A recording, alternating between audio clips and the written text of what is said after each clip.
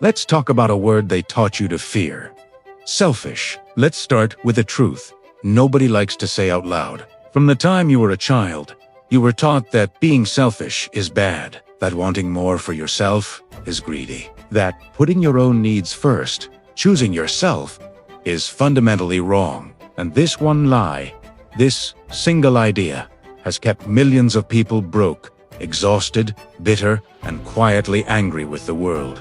Because here's the reality, the hard truth. If you don't get selfish with your life, someone else will happily spend it for you. Your boss, your friends, your family, society's expectations. They will all gladly take your time, your energy, and your dreams. Let that sink in for a moment. Selfishness itself isn't evil. Unconscious and unintentional selfishness is there are two kinds of selfish people in this world. The ones who drain energy, who take without thinking, who pull everyone down with them. And then there are the ones who build, the ones whose selfishness is a tool for creation. And let me tell you, the world desperately needs more of the second kind. You've heard the same advice your entire life, haven't you? Be nice. Put others first. Always be willing to sacrifice. It all sounds so noble, so virtuous. Until you realize something incredibly dangerous about this philosophy. You can't pour from an empty cup. It's a cliché because it's true. And yet, you're expected to keep trying, day after day.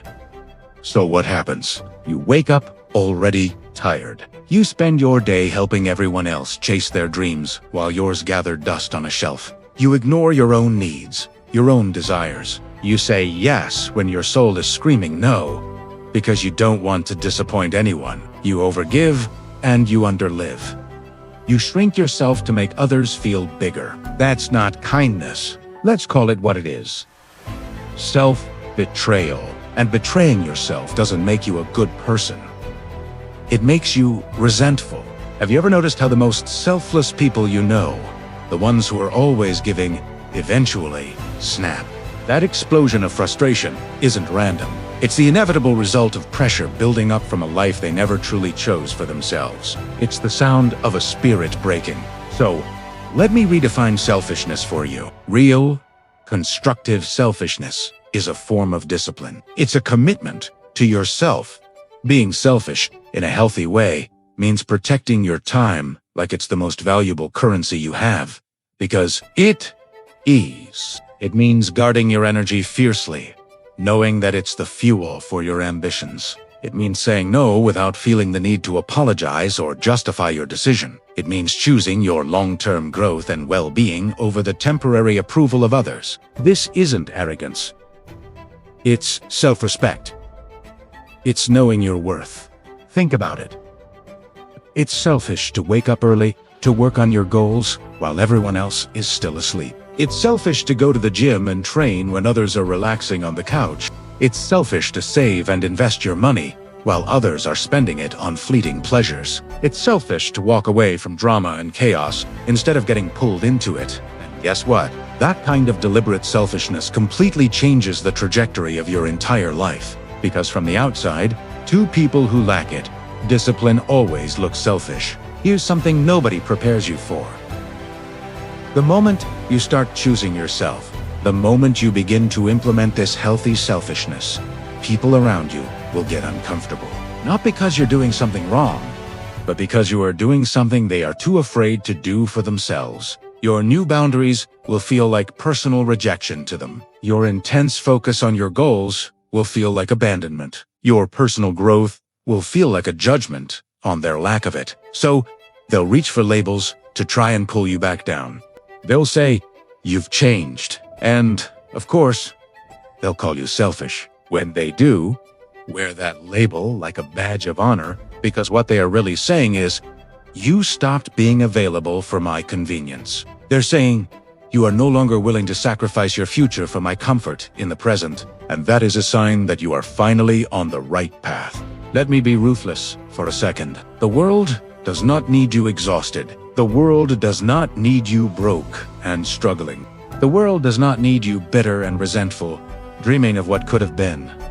What the world needs is you strong. It needs you focused. It needs you grounded and clear on your purpose. And achieving that state requires you to enter selfish seasons. Seasons of deep, uninterrupted work on yourself. Think of the greats. Athletes disappear for months to train for the Olympics. Entrepreneurs isolate themselves to build their empires from the ground up.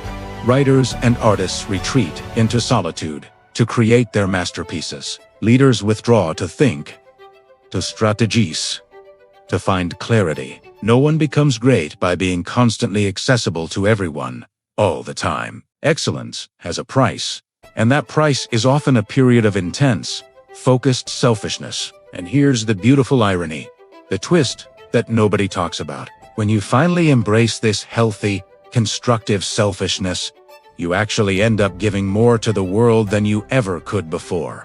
You become more generous, more capable, more impactful, because now your help comes from a place of abundance, not a place of obligation. Your kindness is intentional and genuine, not a forced performance to please others. Your generosity is powerful and sustainable, not draining you of your last reserves. A selfish person with a clear purpose ends up serving the world far better than a selfless person with no direction. Why?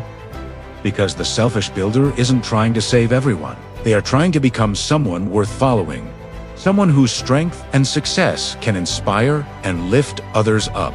They build a foundation so strong that it can support not only themselves, but also those they care about. So please, listen carefully. Stop apologizing for wanting more from your life. You do not need anyone's permission to want a better life. You don't need permission to want more money, to create security for yourself and your family. You don't need permission to want peace, to want growth, to want space and silence, to hear your own thoughts.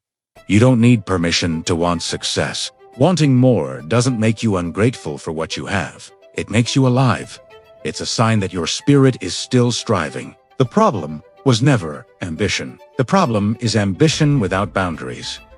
So be selfish with your goals. Be ruthless with your standards. Don't compromise on the vision you have for your life. And be fiercely protective of your future, because nobody else is going to stand guard over it the way you can. Let me leave you with this one final truth. One day, the people in your life, your family, your community, the world will benefit from the discipline you are building today. They will benefit from the strength you are forging in your selfish seasons. But that can only happen if you are brave enough to look selfish right now. So, choose yourself. Train in silence while others are distracted. Grow without feeling the need to explain your journey to anyone. Protect your peace as if it's your most sacred possession, because the most powerful thing you can ever do is become so solid in who you are, so focused on your path, so aligned with your purpose, that your very life becomes proof of what's possible. That's not selfish. That's necessary. Thank you for watching.